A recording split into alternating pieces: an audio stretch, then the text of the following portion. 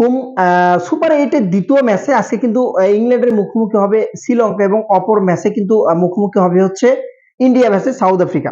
ইন্ডিয়ার কিছু দুর্বলতা কিন্তু অলরেডি দেখতে পাওয়া গেছে। যারা জানেন যে এখন পর্যন্ত বিশ্বকাপে যদি আপনি হিংসা করেন বা যেটাই করেন না কেন, এক কথা উত্তর যদি অ্যান্সার দিতে চান যে বিশ্বকাপের দাবিদার অর্থাৎ কাপ পাবে এরকম 100% মানে 1% কমতি নাই, সেরকম টিম বিশ্লেষণ যদি করেন আপনি, ইন্ডিয়া মোটামুটি টপেই থাকবে, দ্বিতীয়ত ইংল্যান্ড বা তৃতীয়ত সাউথ আফ্রিকা, এগুলোর নামগুলো কিন্তু চলে আসবে। জিম্বাবুয়ে কিন্তু ভালো ক্রিকেট খেলছে। তো সর্বোপরি যদি আপনি দেখেন যে ইন্ডিয়া যে টপে থাকবে এটা কিন্তু আপনি অনায়াসে বলে দেবে, কারণ ব্যাটিং অর্ডার থেকে শুরু করে বোলিং, ফিল্ডিং এবং নিজেদের কন্ডিশন, নিজেদের মাঠ সবকিছু।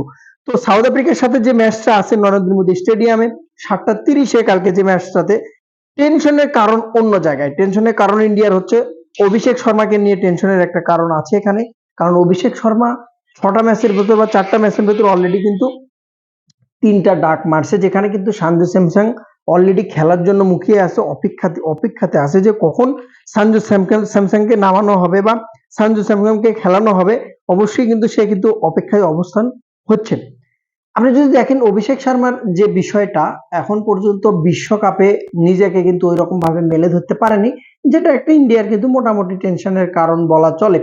অপরপক্ষে যদি আপনি ঈশান কিষানের কথা দেখেন, আটকানো মুশকিল হয়ে যাচ্ছে। যে কোনো পিচ, যে কোনো কন্ডিশন, যে কোনো সিচুয়েশন, যে কোনো বোলিং এর বিপক্ষে কিন্তু দুর্দান্ত ব্যাটিং কিন্তু উপহার দিচ্ছে। এবং শেষ ম্যাচে পাকিস্তানের সাথেও যেভাবে ঈশান কিষান যেভাবে নিজেকে মেলে ধরছে, যদি ঈশান কিষান সেদিন রান না করতো হয়তোবা আরো অনেকটা বিপদের সম্মুখীন হতে পারতো। আবার অন্যদিকে যদি আপনি দেখেন ইউএস এর সাথে কিন্তু সূর্য কুমার যদি না দাঁড়াতো তাহলে কিন্তু ইন্ডিয়ার রানটা ওরকম ভাবে দাঁড়ানো। অর্থাৎ ইন্ডিয়ার কাছে কিন্তু এখন পর্যন্ত তাদের দেশের প্লেয়ার বা যে কোনো একটা টিমের কিন্তু আশা, তাদের কাছে আশা ছিল 200+ স্কোর। তাদের টিম যে কন্ডিশন, বোলিং কন্ডিশন বলেন, আপনি ব্যাটিং কন্ডিশনে, ব্যাটিং এর র্যাঙ্কিং যে অনুসারে 9টা ব্যাটিং এর একটা ব্যাটিং দাঁড়ায় গেলে কিন্তু 200 রান সম্ভব। অর্থাৎ একটা দুইটা ব্যাটসম্যান খেলে দিলে কিন্তু 180, 200 রান প্লাস কিন্তু হয়ে যাবে। তো সেখানে সেই ইন্ডিয়া কিন্তু এখন পর্যন্ত 180 স্কোর কভার করতে পারেনি বা 200 রান করতে পারেনি, যেটা খুব দুঃখজনক। এবারের বিশ্বকাপে অনেকে কিন্তু অনেকটা আশা করছিল ছোট টিমের সাথে, কোনো বড় টিমই কিন্তু এখন পর্যন্ত খুব ভালোভাবে স্বাচ্ছন্দ্যভাবে ব্যাটিং করতে পারেনি। অভিষেক শর্মাকে চেঞ্জ করবে কিনা ইন্ডিয়া তাদের ব্যক্তিগত বিষয়, বাট আমি যদি মনে করি ব্যক্তিগতভাবে যে অভিষেক শর্মা যে রকম প্লেয়ার, তাতে করে বিগ ম্যাচে তাকে খুব ইম্পর্টেন্ট, খুব দরকার আছে তাকে।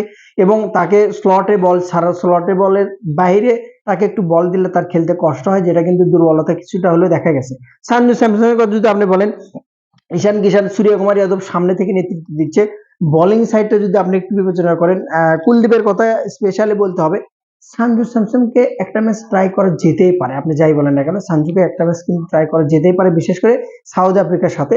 যেহেতু তাকে 3-4টা ম্যাচ অভিষেক শর্মাকে সুযোগ দেওয়া হয়েছে, তো সেখানে কিন্তু সঞ্জুকে একটা ম্যাচ যদি আপনি ট্রাই করেন খারাপ হবে না। আমি আমার ব্যক্তিগত মতামত থেকে এটা আমি বললাম।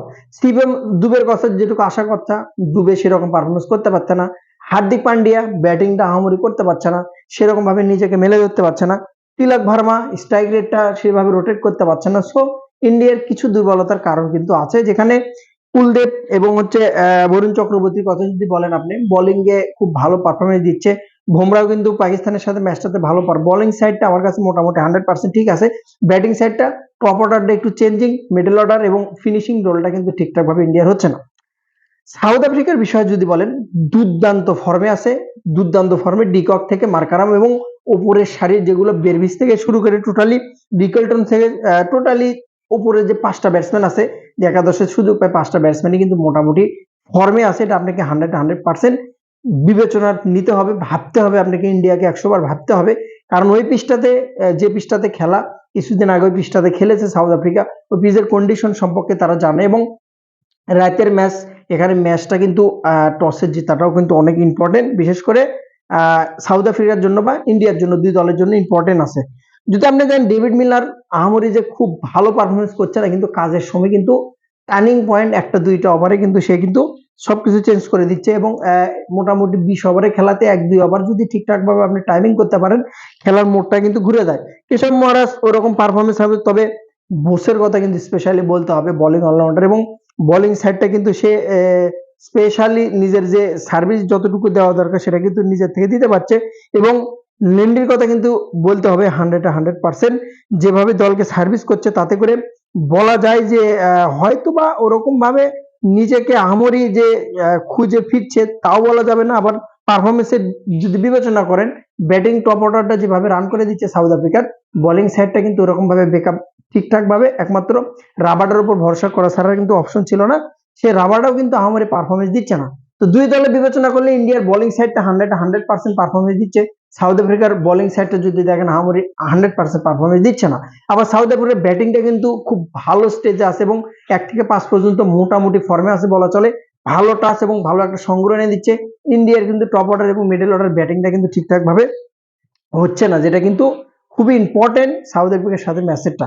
সময় সাপেক্ষে বলে দেবে, কন্ডিশন সময় কোন দিকে কথা বলে। কালকে যেহেতু ম্যাচ শো দেখা যাক 7:30টার দিকে অবশ্যই দেখা হবে। খেলার আপডেট অবশ্যই আপনাদের জানানোর চেষ্টা করব। সাউথ আফ্রিকা ইন্ডিয়া ম্যাচে এখন পর্যন্ত বলা চলে ইন্ডিয়া যেহেতু নিজেদের মাঠ, নিজেদের কন্ডিশন, নিজেদের পারফরমেন্স, তবে ওই যে ইউএসএ এবং পাকিস্তানের পারফরমেন্স বিবেচনা করলে কিছুটা হলেও সাউথ আফ্রিকা এগিয়ে থাকবে। তবে নামটা যেহেতু ইন্ডিয়া, যে কোনো সময় যে কোনো ভাবে কামব্যাক করতে পারে। ভালো থাকুন, সালাম আলাইকুম।